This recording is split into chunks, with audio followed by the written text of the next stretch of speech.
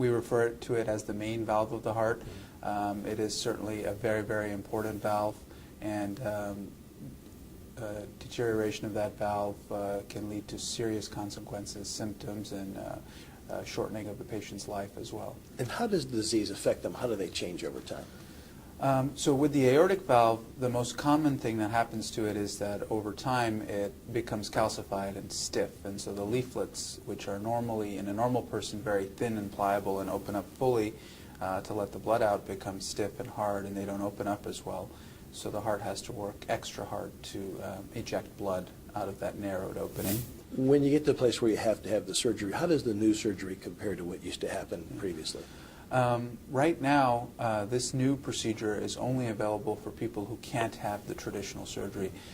But that's a very important point, because this is a disease of the elderly. It typically affects patients in their 70s, 80s, and 90s, so very far along in age. And many of those patients can have surgery, but many of them, because of their advanced age, are felt to be too high risk for traditional open heart surgery to replace that valve.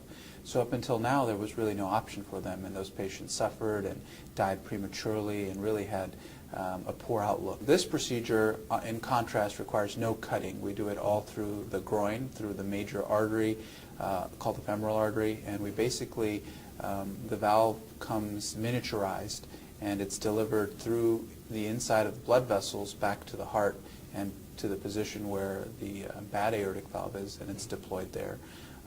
So it's almost like a heart cath, but obviously I don't want to minimize it. It's much bigger, but the principle is the same, working from inside the body through the blood vessels rather than invading the chest and doing it that way. So the old valve stays in place and you add to it? Yes.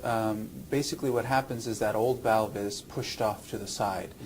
The leaflets are held open, and this new valve takes its place. So we don't actually remove the old valve, but it's functionally removed because it's been replaced by a new valve.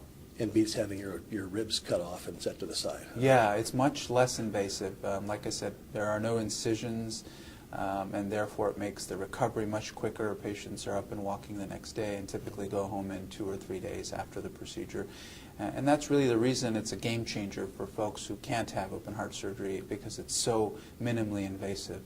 And it's got to be a real relief to them not having that major surgery. What are their responses? Yeah, absolutely. So we at Oklahoma Heart, we're very happy and proud of our program, and our patients are wonderful.